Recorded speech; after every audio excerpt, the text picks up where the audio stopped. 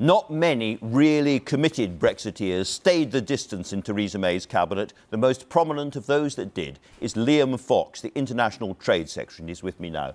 Liam Fox, you're backing Jeremy Hunt in this campaign. You'll have seen across all the newspapers the backwash of the Boris Johnson fracas. Something or nothing? Well, I think that the key thing for us to focus on is what candidates are promising. They are, after all, going to be our Prime Minister. For the Conservative Party, they're going to lead us into a general election. So we need to hear the issues, which is why I hope we'll see both Boris and Jeremy debating in public the issues.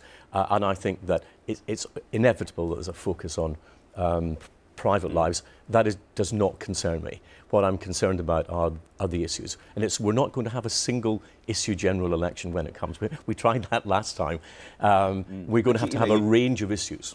But you talk about promises and you talk about, the guts to do interviews and debates and so forth. Those are matters of character. Is it fair for voters to be asking questions of the character of the next Prime Minister of the United Kingdom? Well, of course it's fair to ask those questions, but I'm not sure that what we've seen in the last few days is a fair reflection of that. But what I do, your question's implicit, why would I back Jeremy Hunt and not Boris? I'm going to come on to that, but I was just very struck. I was watching the hustings yesterday in Birmingham, and Ian Dale did his best to ask Boris Johnson those questions and was completely blanked by Boris Johnson. Do you think that's acceptable in the course of a campaign for Boris Johnson simply to answer no questions about the private life at all?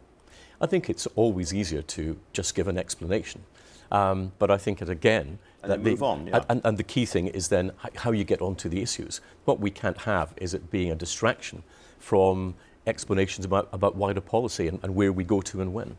Of course, for some people, there'll be worries about other stories dripping out at some point before or after the end of the campaign, and about blackmail and so on. The two ministers are discussed on the front page of the Sunday Times. Were you one of them? No. So you don't know about that conversation. Do you have any security worries about Boris Johnson becoming Prime Minister? Do you know, Boris has been the Foreign Secretary who is in charge of MI6, for example. Do you think that Theresa May would have made him the Foreign Secretary if there were genuine worries about him being a security risk? I think we've got to get away from these distractions again and talk about the policy issues. All right. Now, one unexpected headline, I suppose, Fox backs Hunt. So you don't often see that. And I have to ask you about why, again, because you have been absolutely clear that it's really important to keep faith with the electorate and get us out of the EU by the end of October this year. And yet you are not backing the man, Boris Johnson, who says to his supporters that no ifs, no buts, come what may, we will certainly be out on that date. And you are backing the man who sounds a little more equivocal about that. So I think that Jeremy Hunt has a good chance of being able to negotiate a new agreement with the European Union. To get us out. It's 3 years ago today that I cast my vote to leave the European Union. Had Theresa May's deal gone through, we would have left the European Union at the end of March and we'd be in a completely different political scenario. So we have to find a way of getting that agreement through Parliament. Without a withdrawal agreement, for example, there's no implementation period to do anything at all. That's one reason. Secondly, I think that he, as an entrepreneur, understands small business. I think to win a general election, the Tory party needs to be the party of small business. We have to be the party of every white van man and woman, every corner shop owner, every small business owner. And then thirdly, I think that he understands another issue which you know is important to me, which is the armed forces and our veterans. Coming from an armed forces family, Jeremy has that experience. There's almost no time to do a proper renegotiation before the end of October. And you yourself have said unequivocally that you're completely against an extension, and yet you're now backing a candidate who is likely to go for an extension. That seems extraordinary. Well, I didn't say that Jeremy was likely to go for an extension, nor has he. What he said is, if we haven't got an agreement by the time we get to the end of October, if we can't get an agreement with the EU, we can't get an agreement we can get through Parliament, he said, with a heavy heart, we'll have to leave with no deal. I would still prefer to leave with a deal. Of course. And if you're close to getting a deal, would you extend to get that deal, as Michael Gove, for instance, said? Well, I think Michael actually put it very well. If you are in the process of leaving, if you have an agreement with the EU and you're having to put the legislation through the House of Commons, would it be rational to tear it all up at midnight on the 31st of October? No, it wouldn't. So you could tiptoe into November, but not to the end of the year, sort of thing. Again, Michael said, I thought he put it very well, if we had to take a few extra weeks to get the legislation in place to leave with the deal, that would seem a sensible thing to do. And I've actually not, to be fair, I've not heard, okay. to be fair, I've not heard Boris say that if that were the case, he would leave come what may. But he's certainly told ERG people that he would leave come what may, definitely by the end of October. What's the last date that you would allow? Well, I think that very point is why we need to be having the debate between the candidates so we can get these issues properly teased out and we know what the realities are that we face. You made the point in an early interview, of course, the parliamentary arithmetic doesn't change. We get a new leader, and the other side of the coin is we don't have a new commission yet to discuss these issues. The commission may not be in place till October. Do you think Boris Johnson, or indeed Jeremy Hunt, could hold the Tory party in power for very long once they win this, given the arithmetic? The key thing that I think my party needs to learn during this leadership contest is that we avoid external coalitions by maintaining internal coalitions. We have to be a broad party. We have to respect a range of centre-right views in this country if we want to win a general election. We don't want to be a purist debating society. But that means holding together Dominic Grieve and Ken Clarke on the one side and Baker and Rees-Mogg on the other side. That seems to be almost completely implausible in the current situation. You're going to be walking into chaos. It's very difficult with our current parliamentary arithmetic. That's what comes of living in a democracy. We take the instructions from our voters as to what parliament we should have. There's something I don't understand about the Hunt campaign, which is I understand that he thinks he's a better negotiator and will get something that nobody else can get. I understand that. But Plan B is apparently leaving without a deal. And yet he's also said that Parliament may well stop that. So what's Plan C? Well, again, the key to it is getting something that Parliament will approve. And I've always thought that the key to that was Plan A. was the backstop issue, is getting that. And I think that the key to the backstop itself is the word temporary. Because that's the negotiation, that's Plan A. But I'm asking you, what happens if that doesn't work? Because the Irish and Brussels and so forth are still pretty steely in their opposition to any change there. If he goes over, like so many previous British leaders, and optimistically asks for this and doesn't get it, then there's possibility of no deal. But Parliament stops that. So what is Plan C? Well, I think that we have to be very clear with Parliament that we will have to find ways, if we can't get an agreement, for Parliament to agree to us to leave without a deal. If Parliament won't do that, then ultimately we're moving towards a general election in this country, and I don't think that's actually advantageous to us. Which your candidate has called prospect of catastrophic and annihilation, big words like that he uses about a general election, if you're not out of the EU. Well, I don't want there to be a general election. I'll tell you why I think we shouldn't have one. Because 3 years ago today, we voted to leave the European Union. 80% of our MPs were elected to leave the European Union. They should do so. I completely understand why you think you should have a general election. It's fairly obvious. What I don't understand is how you're going to avoid it.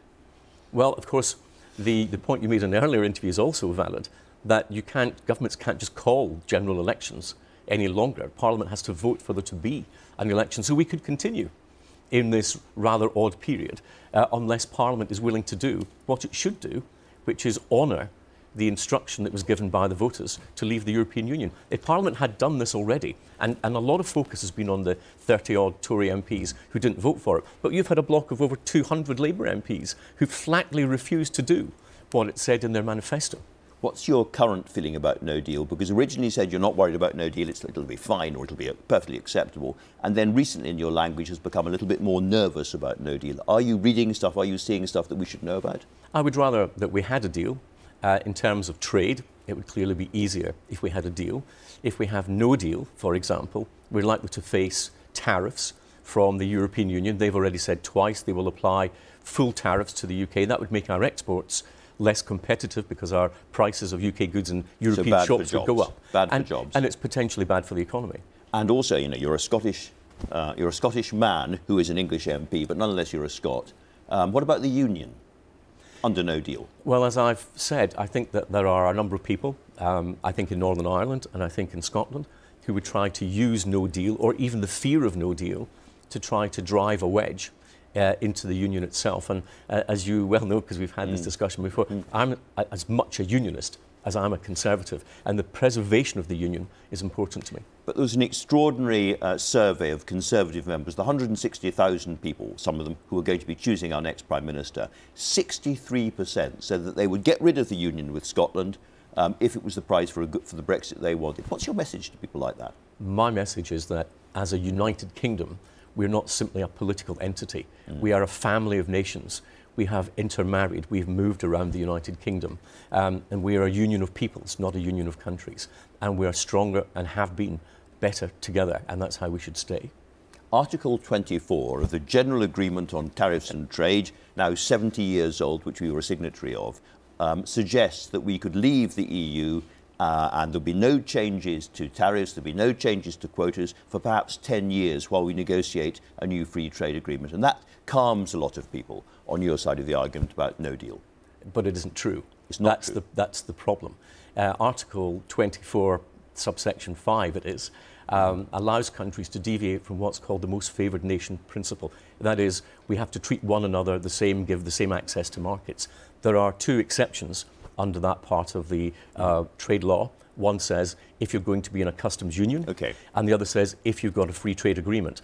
But you have to have the agreement to benefit from any temporary relaxation. As I suspect you can guess, I mentioned it because this is Boris Johnson's get-out-of-jail-free card as far as he's concerned, but he's also said that it shouldn't be a problem because we will negotiate a new free trade agreement having held back the money during the implementation period. As I understood it, if there is no agreement, there is no implementation period. That's correct. So that argument doesn't actually hold. Two things there. If you don't get the withdrawal agreement through Parliament, there is no implementation period during which we can do anything at all.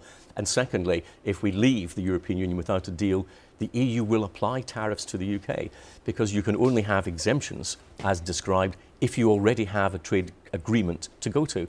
And clearly, if we leave without a deal, it's self-evident we don't have that agreement. So Article 24 doesn't hold in that circumstance. So and I've discussed that with the Director General of the World Trade Organization, and the Attorney General has given us the same advice. So that's something people need to know. Can I ask you, however, suppose Jeremy Hunt does win this contest and you are negotiating for him and we go through no deal, what's your answer? How do we get out of those problems? Well, I think that we have to identify where there is potential movement. And I think that we've said that we don't want a hard border between Northern Ireland and the Irish Republic. The Irish government have said they don't want that to happen. We've said we don't want to be in a permanent relationship in terms of customs union. The EU said it's a temporary nature. If it is a temporary nature, and the EU agrees that, then we have to be able to then determine how long is temporary. That, I think, is the key to being able to get a negotiation. So this is back to the same old argument that's been going on and on and on, because there are people who think we get out without no deal, then we're into a brave new world. Liam Fox does all his trade deals around the world, which you do, but presumably in the brave new world, we're still going to want to trade with our nearest trading bloc just over the water, the EU. And at the point when we knock on the door, after leaving without a deal, they say, oh yes, we remember you. Well, first of all, we want our £39 billion, and then we want your Irish backstop guarantees, and then we'll talk. And they will also apply full MFN tariffs to the UK, and that will be, as I said, a big impediment to our ability to export efficiently to the European Union. So if we get an agreement, if we get a free trade agreement with the European Union going forward, then we can continue the tariff-free trade that we have at the present time, but we have to get a withdrawal agreement through Parliament to be able to get to that stage. We have got two candidates to be our next Prime Minister, both of whom are talking about taking us to no deal in one circumstance or another, quite soon. And from what you're saying, it does sound like it's a huge problem for British business, for the Union itself, and something that we should be avoiding at all costs. But we have to be very clear that it is the legal default position in the United Kingdom. If we don't get an agreement, then we leave without a deal. And it's very important that we are very clear to the European Union that we would take that course, because without the ability to walk away, we have no negotiating capital with the European Union. And I just put it, in those circumstances, after leaving, we would have to give them their money and their Irish guarantees in order to start talking. Well, I think that you would not get a future free trade agreement unless you were willing to deal with the Irish issue. It is, after all, an international trade issue, which is why we're better to get an agreement, get a withdrawal bill through the House of Commons, and leave with an agreement that takes us into an implementation period when we can discuss that future trading relationship. It has always been the best outcome. There were lots of things about the Prime Minister's deal that I maybe wasn't over-enthusiastic about, but it was a way to get out of the European Union, and had we done so, we wouldn't be having this conversation 3 years after the referendum. We would have left the European Union in March, as we promised. Liam Fox, thanks for coming in and being so frank. Thank you very much indeed.